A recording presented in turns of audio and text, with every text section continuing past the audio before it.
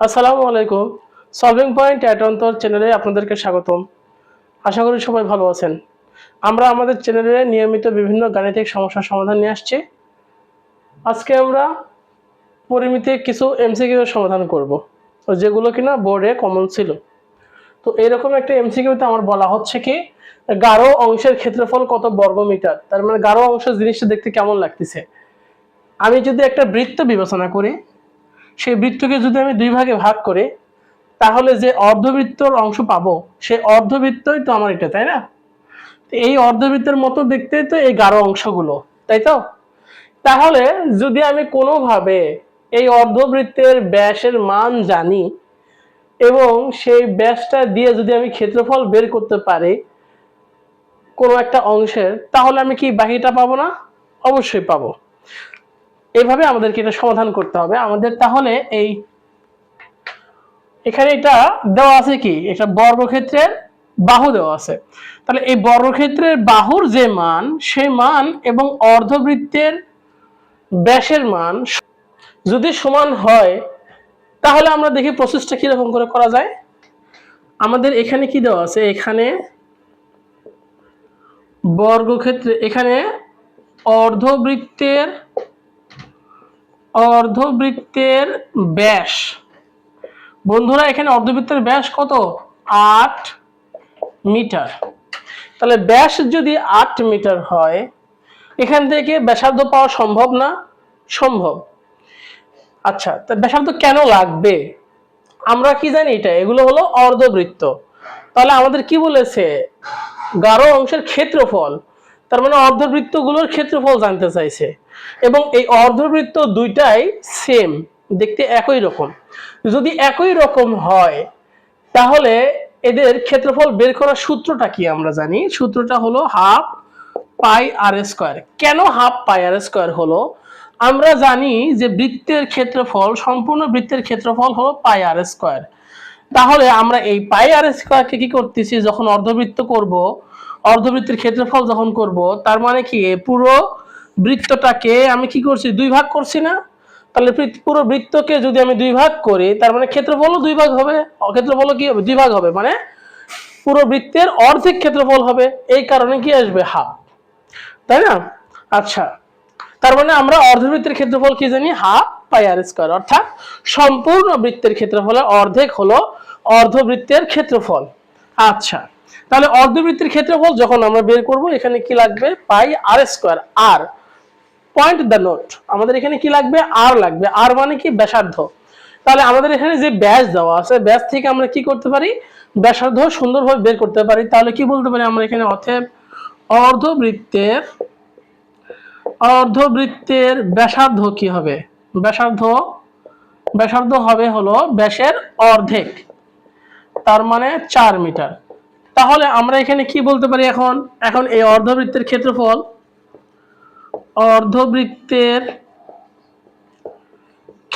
কি হবে বন্ধুরা? অর্ধবৃত্তের ক্ষেত্রফল হলো হাফ ইন্টু পাই আর স্কয়ার। তাহলে আমাদের এখানে কয়টা অর্ধবৃত্ত আছে? আমাদের অর্ধবৃত্ত আছে দুইটা, তাহলে ইন্টু 2 দিলাম। আচ্ছা, তাহলে উপরে 2 নিচে 2 চলে গেল। তাহলে শুধু পায়ের মান কত, 3.1416 ইন্টু আর এর মান কত পাইছি, 4 স্কয়ার। তাহলে 16 ইন্টু 3.1416 করলে কত পাই আমরা, 16 ইন্টু 3.1416 আমরা পাচ্ছি হলো 50.26 50.26 50.26। এটাই আমাদের এত মিটার স্কয়ার। এটা আমাদের নির্ণয় যে ক্ষেত্রফল বের করতে বলেছে সেটা। বন্ধুরা আমরা একটু পরবর্তী এমসিকিউ একটু খেয়াল করি। আমাদের কি বলা আছে, একটা বৃত্তের ব্যাসার্ধ 5 সেন্টিমিটার এবং বৃত্তচাপের কেন্দ্র 60 ডিগ্রি হলে বৃত্তকলার ক্ষেত্রফল কত, সেটা আমরা একটু দেখি। আমরা একটু ফিগার অঙ্কন করি, দেখা যাক জিনিসটা কেমন হয়। একটা বৃত্তের ব্যাসার্ধ বলেছে, তার মানে এটা একটা বৃত্ত। এই বৃত্তের ব্যাসার্ধ, তার মানে কেন্দ্র থেকে পরিধি পর্যন্ত দূরত্ব, ব্যাসার্ধ কত, 5 সেন্টিমিটার, 5 সেন্টিমিটার। এরপরে এবং বৃত্তচাপের কেন্দ্র, তার মানে এখানে অবশ্যই একটা বৃত্তচাপ তৈরি হবে। ধরলাম এই বৃত্তচাপ, এটা একটা কি বৃত্তচাপ। এই বৃত্তচাপের কি বলেছে, কেন্দ্র কত, 60 ডিগ্রি কোণ উৎপন্ন করে। তাহলে এই যে এই অংশটা আছে বন্ধুরা, এটা কি বৃত্তকলা, এটা আমাদের বৃত্তকলা। আমাদের বলেছে কি যে যদি ব্যাসার্ধ 5 সেন্টিমিটার হয় এবং যদি অন্তর্ভুক্ত কোণ যদি আমাদের মানে থিটার মান যদি 60 ডিগ্রি হয়, তাহলে এই বৃত্তকলার ক্ষেত্রফল কত। আমাদের এটার জন্য একটা আমাদের সূত্র আছে, এক্সাক্ট একটা সূত্র আছে। সূত্রটা কি, বৃত্তকলার ক্ষেত্রফল হলো pi r square theta divided by 360 degree. তাহলে এখানে আমাদের পায়ের মান কত জানি, 3.1416। এটা একটা ইউনিভার্সাল মান, ইউনিভার্সাল ভ্যালু। এটা এরপরে বলেছে আর এর মান কত, আর এর মান তো আমাদের দেওয়া আছে বন্ধুরা 5 সেন্টিমিটার, তার মানে 5 স্কয়ার ইনটু থিটার মান কত আছে, থিটার মান আছে 60 degree divided by 360 degree. Calculation করলে আমাদের অ্যান্সারটা বের হয়ে যাবে। তাহলে আমরা একটু ক্যালকুলেশন করি, 3.1416 into 25 into 60 divided by 360 degree কত, 13.09। তাহলে আমাদের বৃত্তকলার ক্ষেত্রফল হলো 13.09। এত আমাদের ইউনিটটা কি আছে, সেন্টিমিটার, এত সেন্টিমিটার স্কয়ার। ইউনিট যা থাকবে তার বর্গ হবে, তাই না? তাহলে এখানে যেহেতু সেন্টিমিটার আছে এজন্য সেন্টিমিটার স্কয়ার, এটা আমাদের অ্যান্সার। বন্ধুরা আমরা একটু আমাদের পরবর্তী সমস্যা একটু খেয়াল করি, কি বলেছে, একটা চাকার ব্যাস 0.25 মিটার, 1 কিলোমিটার পথ যেতে চাকাটি কতবার ঘুরবে। তাহলে জিনিসটা আমরা যদি একটু ফিগার আঁকে বুঝি, এরকম জিনিস আমি আগেও বুঝাইছিলাম, আবার বুঝাচ্ছি। এইটা যদি রাস্তা হয় 1 কিলোমিটার, মানে কি এই টোটালটা হলো 1 কিলোমিটার মানে 1000 মিটার। কি বলেছে, এটাকে একটা চাকা অতিক্রম করবে, চাকাটির ব্যাস দেওয়া আছে, চাকাটির ব্যাস দেওয়া আছে 0.25, চাকাটির ব্যাস দেওয়া আছে 0.25 মিটার। তার মানে এটা এরকম করে ঘোরার পরে কতবার ঘুরবে এটা জানতে চাইছে। এখন আমি যদি কোনোভাবে এই চাকাটার পরিধি বের করি এবং পরিধি বের করার পরে এটি একবারে কত দূরত্ব অতিক্রম করে সেটা যদি আমি বের করতে পারি, তাহলে আমি যদি টোটাল ডিস্টেন্সকে সেই সংখ্যা দিয়ে ভাগ দেই, তাহলে সুন্দরভাবে এটা বের হয়ে যাবে। আচ্ছা, তাহলে প্রথমে আমাদের কি লাগবে, যদি চাকার পরিধি বের করতে চাই অবশ্যই আমাকে আর লাগবে, মানে ব্যাসার্ধ লাগবে। আমাদের এখানে দেওয়া আছে ব্যাস, তাহলে আমি বলতে পারি যে চাকার ব্যাসার্ধ কত হতে পারে, 0.25 ডিভাইডেড বাই 2। 0.25 ডিভাইডেড বাই 2 করলে কত হয়, 0.125 এত মিটার। আচ্ছা, ভালো কথা। এইবার আমাদের কি লাগবে, পরিধিটা বের করতে হবে, চাকার পরিধি বের করতে হবে। অর্থাৎ চাকার পরিধি কত পাবো আমরা, চাকার পরিধি 2 পাই আর।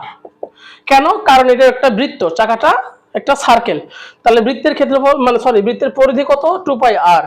তাহলে 2 পাই আর অনুসারে আমরা পাই 2 ইন্টু 3.1416 ইন্টু আর এর মান কত, 0.125। তাহলে কত পাচ্ছি আমরা,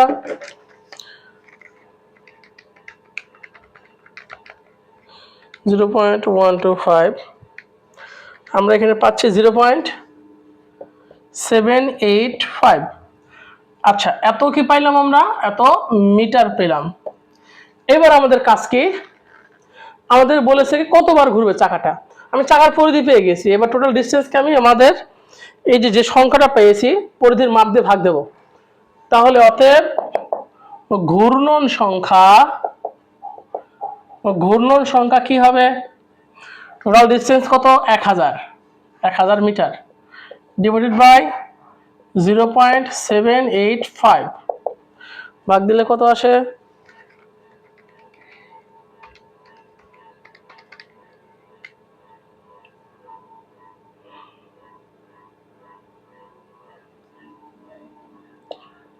1273.88।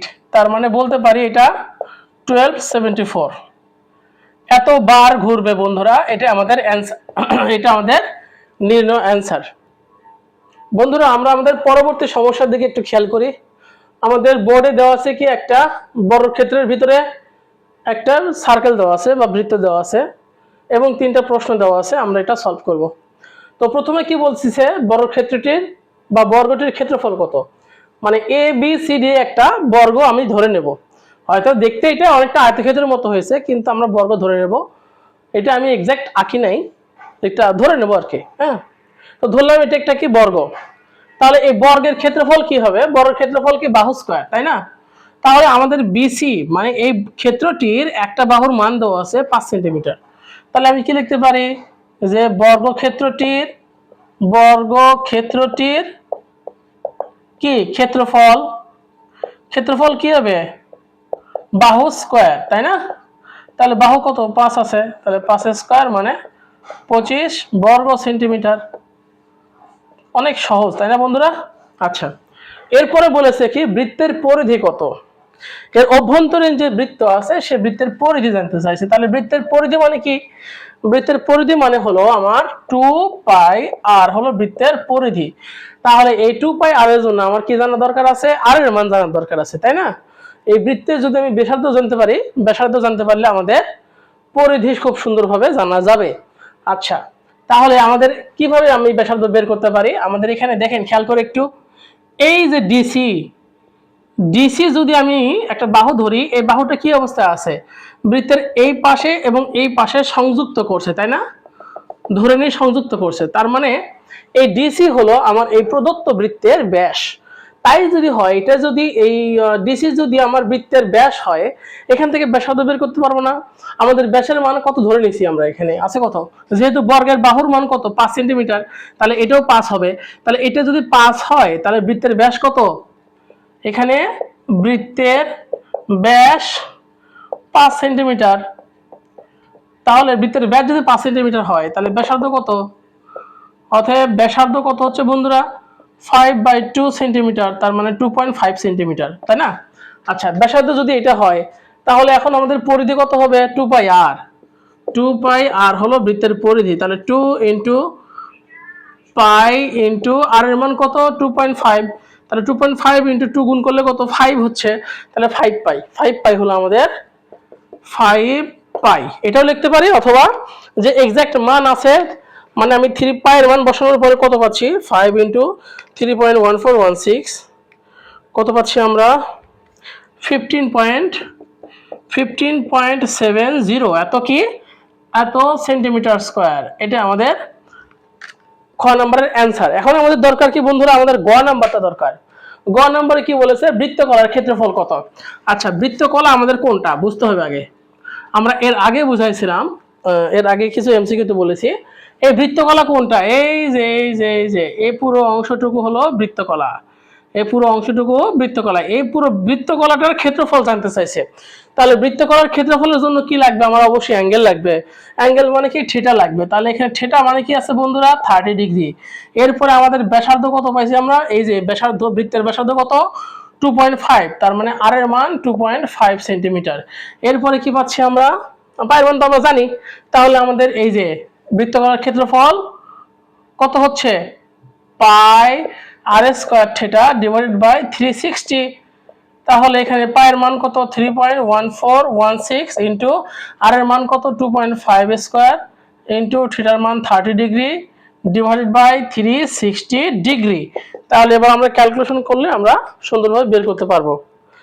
তাহলে আমাদের কত আছে 3.1416 into 2.5 square into 30 degree divided by 360 degree, কত আসছে আমাদের 1.636 এত সেন্টিমিটার স্কয়ার। এটা আমাদের নির্ণয় বৃত্তকলার ক্ষেত্রফল। আশা করি বন্ধুরা খুব সুন্দর মতো তিনটা প্রবলেম বুঝতে পারছেন।